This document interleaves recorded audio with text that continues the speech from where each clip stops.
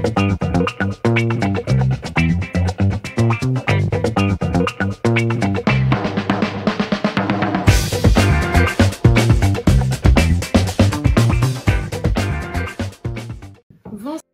c'est Makeda d'Horizon Louange. Je suis vraiment contente de pouvoir partager mon cœur avec vous ce soir. Et c'est vrai que j'aime beaucoup le thème de ce soir, Hype Jesus, parce que je crois que Jésus était vraiment la personne la plus hype lorsqu'il est venu sur Terre. Je crois que c'est la personne la plus hype de toute l'histoire de l'humanité en fait. Il avait cette façon de renverser les préjugés, les mentalités un petit peu archaïques de l'époque. Et ça, en ce sens, c'était juste une personne révolutionnaire. Et c'est normal, il était Dieu en même temps. Mais en tout cas, c'est ce qu'il est pour moi et c'est ce que je veux partager ce soir. C'est qu'il est mon Dieu. Je crois en la Trinité, je crois que Dieu est Père, Fils et Esprit.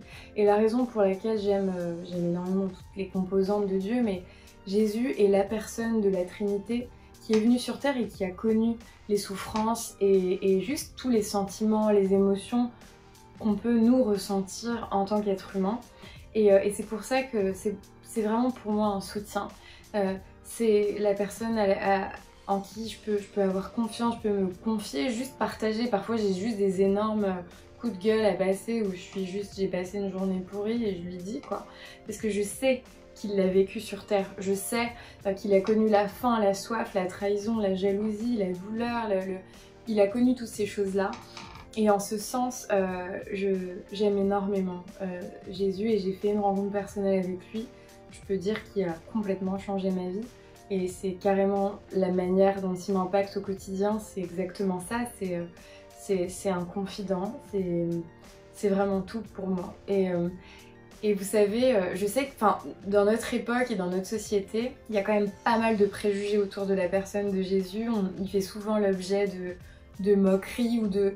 C'est pas forcément toujours méchant, mais un petit peu de cliché. Vous savez, dès que quelqu'un a les cheveux longs ou a des vêtements un peu amples, on va l'appeler Jésus pour rire. Enfin, ce genre de blagues et de... Voilà, enfin, c'est juste l'imagerie populaire qui veut ça.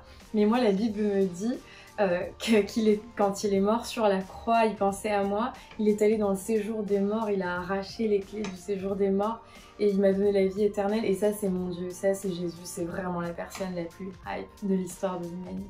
Je voulais vous partager un verset qui me touche énormément parce que Jésus, pour moi, c'est aussi l'amour inconditionnel.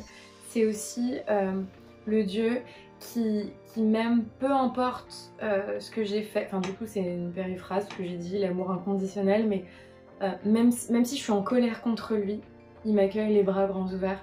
Même si parfois dans ma vie, j'avais même plus envie d'en entendre parler, il m'accueillait toujours les bras ouverts. Et il y a un verset qui me touche particulièrement. Oui, j'en suis sûre, rien ne pourra nous séparer de l'amour que Dieu nous a montré dans le Christ Jésus notre Seigneur. Ni la mort, ni la vie, ni les anges, ni les esprits, ni le présent, ni l'avenir, ni tous ceux qui ont un pouvoir, ni les forces en haut, ni les forces en bas, ni toutes les choses créées.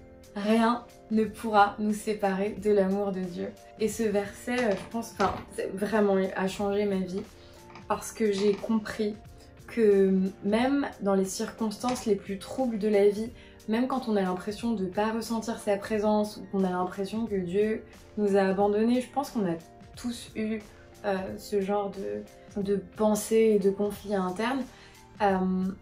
Jésus nous aime et rien de ce qui se passe, rien des circonstances, même si je sais pas, un chef d'État ou une autorité publiait n'importe quel décret, pour nous empêcher de vivre cette relation, ce serait impossible parce que rien ne peut nous séparer de son amour.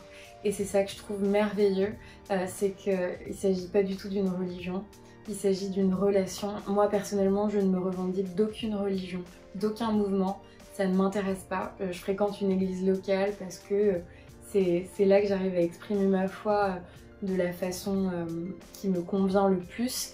Mais Jésus, c'est vraiment l'histoire d'une relation. Et voilà, je veux juste t'encourager à pouvoir prendre ça pour toi ce soir, à vraiment le recevoir dans ton cœur, mais surtout en faire quelque chose de complètement personnel. Rien ne pourra te séparer de l'amour de Dieu manifesté en Jésus-Christ. C'était un petit peu ce que je voulais vous partager ce soir. Je vais arrêter de parler parce que je pense que ça risque d'être trop long.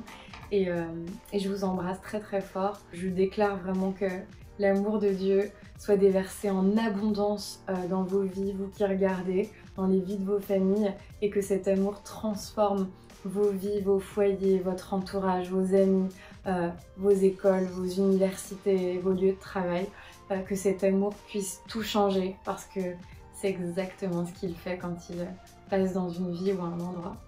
Voilà.